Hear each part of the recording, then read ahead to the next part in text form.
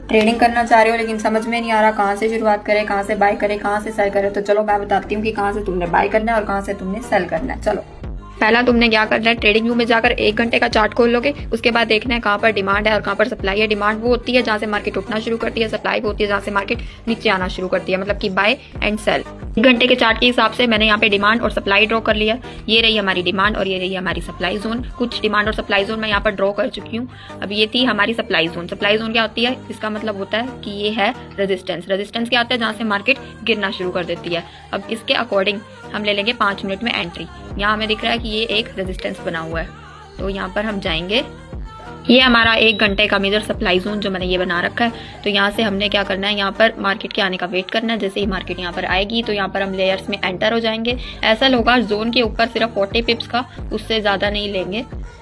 और गंदी मार्केट हो तो 39 पिप्स का एसएल लें, उससे ज़्यादा नहीं। गंदी मार्केट में तुमने कम से कम एसएल देना है।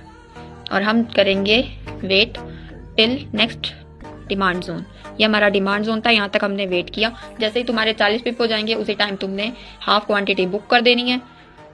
जैसे कि यहाँ से लेकर 46 से लेकर तुम्हारे 42 तक आ गई मार्केट, तो तुमने यहाँ पे 40 पिप बुक कर देने हैं। 40 पिप बुक करने के बाद तुमने ब्रेक इवन लगा देना है। ब्रेक इवन का मतलब होता है एसएल को उसी जगह पर शिफ्ट कर देना जहां तुम्हारी ट्रेड लगी है।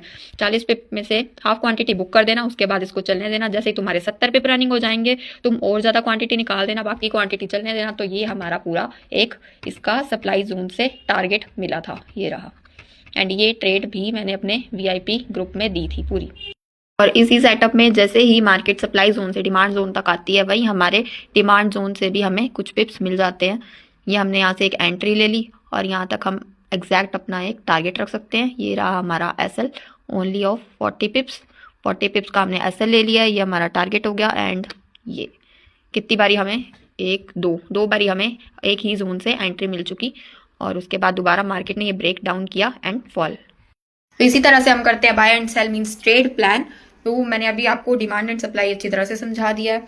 और इस तरह की और वीडियोस देखने के लिए मुझे फॉलो कर दें। मेरे Telegram channel trade like Isha को भी फॉलो कर दें।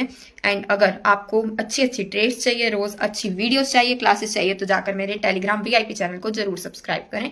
सब्सक्रिप्शन के लिए आप मुझे डीएम करें, मैं आपको डायरेक्ट लिंक भेज दूंगी।